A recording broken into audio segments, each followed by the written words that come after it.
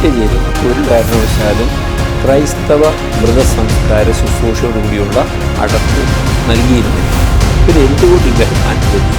സാമാന്യ ബുദ്ധിയുള്ള മനുഷ്യർ, സുബോധമുള്ള മനുഷ്യർ ആരും മരിക്കാൻ ആഗ്രഹിക്കില്ല. എല്ലാവരും ഒരു ദിവസം അത് നീട്ടിക്കൊണ്ട് പോകാനേ സാധിക്കും. ഇവൻ്റെ മഹത്വം പ്രകീർത്തിച്ചുകൊണ്ടുള്ള അല്ലെങ്കിൽ ഇവരുടെ മഹത്വം പ്രകടിച്ചുകൊണ്ട് അങ്ങനെ ഒരു തരം പ്രസംഗം നടത്താതിരിക്കുന്നതാണ് നല്ലത്. മറ്റു ക്രൈസ്തവർക്ക് നൽകുന്നത് പോലുള്ള ഔദ്യോഗികമായിട്ടുള്ള മൃതസംസ്കാര ശുശ്രൂഷകൾ ആത്മഹത്യ ചെയ്തവർക്ക് കൊടുക്കില്ല. പ്രിയപ്പെട്ടവരെ, ഈ എപ്പിസോഡിൽ ആത്മഹത്യ ചെയ്തവരുടെ മൃതസംസ്കാരത്തെ സംബന്ധിച്ചാണ് ഞാൻ സംസാരിക്കുന്നത്. പണ്ട് ഒരു ധാരണയുണ്ടായിരുന്നു. അത് ധാരണ തന്നെയല്ല, നമ്മളങ്ങനെ പ്രായോഗികമായിട്ട് അങ്ങനെ ചെയ്തിരുന്നത്. ഈ ആത്മഹത്യ ചെയ്തവർക്ക് ഒരു കാരണവശാലും ക്രൈസ്തവ മൃതസംസ്കാര ശുശ്രൂഷയോടുകൂടിയുള്ള അടക്ക് നൽകിയിരുന്നില്ല. മറിച്ച് ക്രൈസ്തവ സിമിത്തേരികളിൽ ഒരു ഭാഗത്ത് പണ്ടൊക്കെ തെമ്മാടിക്കുഴി എന്ന് വിശേഷിപ്പിച്ചിരുന്ന ഒരു ഭാഗം ഉണ്ടായിരുന്നു. അവിടെ കൊണ്ടുപോയി അടക്കുമായിരുന്നുള്ളൂ. മറ്റു ക്രൈസ്തവർക്ക് നൽകുന്നത് പോലുള്ള ഔദ്യോഗികമായിട്ടുള്ള മൃതസംസ്കാര ശുശ്രൂഷകൾ ആത്മഹത്യ ചെയ്തവർക്ക് കൊടുക്കില്ലായിരുന്നു. എന്ന് പറഞ്ഞാൽ മാമോദീസ സ്വീകരിക്കാത്തവർക്ക് കൊടുക്കുന്നു. ഓരോ കുഞ്ഞുങ്ങളും മാമോദീസ സ്വീകരിക്കാൻ മരിച്ചു കഴിഞ്ഞാലും അവരെ ആ സ്ഥലത്ത് കൊണ്ട് അടക്കിയിരുന്നത്. കാരണം അവർ ക്രൈസ്തവരല്ലാത്തത് കൊണ്ട്. അപ്പോൾ ഏതാണ്ട് ഇവൻ ക്രൈസ്തവനാണെങ്കിൽ പോലും അവന് ക്രൈസ്തവോചിതമല്ലാത്തൊരു പ്രവൃത്തി ചെയ്തതുകൊണ്ട് അവന് ക്രൈസ്തവമായിട്ടുള്ള ഒരു സംസ്കാരം കൊടുക്കുന്ന പതിവ് ഇല്ലായിരുന്നു. പക്ഷേ ഇന്ന് അതിനകത്ത് വലിയ വ്യത്യാസം സഭ വരുത്തിയിട്ടുണ്ട്. അത് പല കാരണങ്ങളാലാണ് ആ പ്രായോഗികമായിട്ടുള്ള വ്യത്യാസം വരാനായിട്ട് കാരണമായി. ഇതിൻ്റെ ഒരു ചരിത്രപരമായൊരു കാരണം, ഒരു ആത്മഹത്യ ചെയ്തവർക്ക് ക്രൈസ്തവ അടക്ക് കൊടുക്കാവോ എന്നതിൻ്റെ ഒരു ചിന്ത വളരെ ശക്തമായിട്ട് സഭയിൽ വന്നൊരു സന്ദർഭം ഉണ്ടായി. അത് 1889 19ാം നൂറ്റാണ്ടിലെ അവസാനത്തിൽ ഓസ്ട്രിയ ഹംഗേറിയയിലെ ഒരു രാജാവ് റുഡോൾഫ് എന്നായിരുന്നു അദ്ദേഹത്തിൻ്റെ പേര്. അത് അല്പം ഒരു മാനസികമായിട്ട് സംഘർഷങ്ങളുണ്ടായിരുന്ന, അല്പം ഡിപ്രഷനൊക്കെ ഉണ്ടായിരുന്ന ഒരു മനുഷ്യനായിരുന്നു. ഇദ്ദേഹം ആത്മഹത്യ ചെയ്തു. അത് പ്രശസ്തനായ ഒരു ക്രൈസ്തവ രാജാവായിരുന്നു. അപ്പോൾ അദ്ദേഹത്തെ ക്രൈസ്തവമായിട്ട് അടക്കാനായിട്ട് അന്നത്തെ നിയമം അനുവദിക്കുന്നില്ലായിരുന്നു. പക്ഷേ ഒരു രാജാവിനെ, അതും ക്രൈസ്തവ രാജാവിനെ, ക്രൈസ്തവർക്ക് വേണ്ടി പ്രവർത്തനങ്ങൾ നടത്തിക്കൊണ്ട് രാജാവിനെ ക്രൈസ്തവമായിട്ട് അടക്കാൻ പറ്റാത്തൊരു സാഹചര്യം അന്ന് ചിന്തിക്കാൻ പോലും ബുദ്ധിമുട്ടായിരുന്നു. അതുകൊണ്ട് ഈ മാറ്റർ ഉടനെ വത്തിക്കാനിൽ അന്നത്തെ മാർപ്പാപ്പയായിരുന്ന ലയോ 13 മാർപ്പാപ്പയ്ക്ക് റെഫർ ചെയ്യുന്നു. അപ്പോൾ ഇദ്ദേഹത്തിനൊരു മാനസിക രോഗത്തിൻ്റെ പ്രശ്നം ഉണ്ടായിരുന്നു എന്നുള്ളത് എല്ലാവർക്കും അറിയാമായിരുന്നത്. ചികിത്സകൾ നടത്തിയിട്ടുണ്ട്. ഡിപ്രഷനൊക്കെ ഉണ്ടായിരുന്നു മനുഷ്യന്. അന്ന് മാർപ്പാപ്പ പറഞ്ഞൊരു കാര്യമുണ്ട്. 1889 കാര്യമാണ് ഞാൻ പറയുന്നത്. അദ്ദേഹം പറഞ്ഞു, സാമാന്യ ബുദ്ധിയുള്ള മനുഷ്യർ, സുബോധമുള്ള മനുഷ്യർ ആരും മരിക്കാൻ ആഗ്രഹിക്കില്ല. എല്ലാവരും ഒരു ദിവസം അത് നീട്ടിക്കൊണ്ട് പോകാനേ സാധിക്കും. പിന്നെ എന്തുകൊണ്ട് ഇദ്ദേഹം ആത്മഹത്യ ചെയ്തു? ആത്മഹത്യ ചെയ്യാൻ കാരണം അദ്ദേഹത്തിൻ്റെ മാനസിക ഘടന ശരിയല്ലായിരുന്നു. അദ്ദേഹത്തിന് മാനസികമായിട്ട് തീരുമാനങ്ങൾ എടുക്കാനുള്ള കഴിവില്ലായിരുന്നു. അദ്ദേഹം ഡിപ്രഷന്, വിഷാദ രോഗത്തിന് അടിമയായിരുന്നു. അദ്ദേഹം അതിനുള്ള മരുന്നുകൾ കഴിക്കുന്നുണ്ടായിരുന്നു. അപ്പം അതുകൊണ്ട്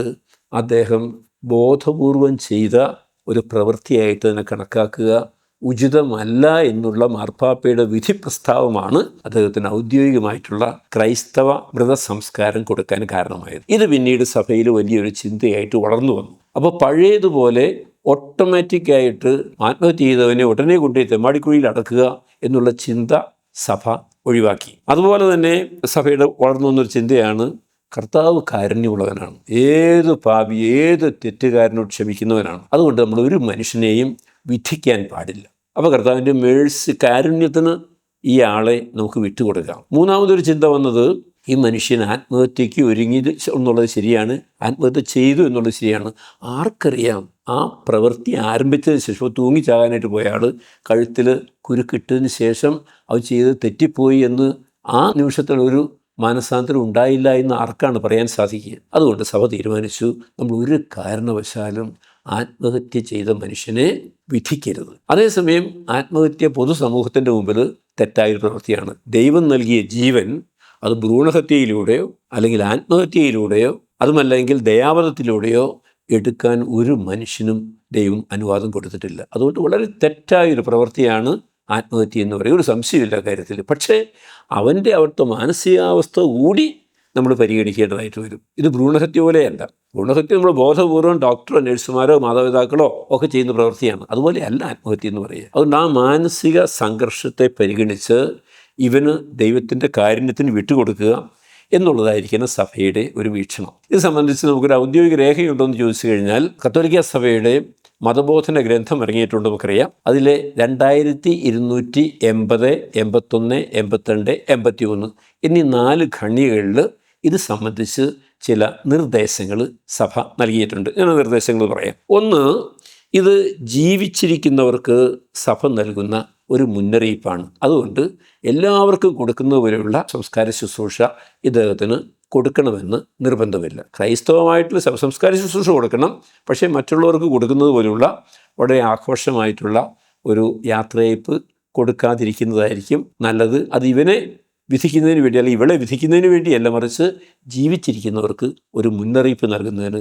അങ്ങനെ ജീവൻ എടുക്കുന്നത് ശരിയല്ല എന്നവരെ ഒന്ന് ബോധ്യപ്പെടുത്തുന്നതിനും ഒരു മുന്നറിയിപ്പ് നൽകുന്നതിനും വേണ്ടിയാണ് ആ ശുശ്രൂഷകൾ അല്പം ക്രമീകരണം വരുത്തുക. എന്തെല്ലാം ക്രമീകരണങ്ങളാണ് വരുത്തിയിരിക്കുന്നത്? കാനൻ ലോയിൽ, സഭയുടെ നിയമത്തിൽ ശുശ്രൂഷ കൊടുക്കാൻ പാടില്ല എന്ന് ഒരിടത്തും പറഞ്ഞിട്ടില്ല, പറയുകയുമില്ല. അതേസമയം ആചപാലനപരമായിട്ടുള്ള ചില നിർദ്ദേശങ്ങൾ സഭ നൽകിയിട്ടുണ്ട്. ആ നിർദ്ദേശങ്ങൾ ഏതൊക്കെയാണെന്ന് ഞാൻ പറയാം. ഒന്ന്, സാധാരണ മരിക്കുന്നവർക്ക് വേണ്ടി ഒരു ചരമപ്രസംഗം ഉണ്ടാകാറുണ്ട്.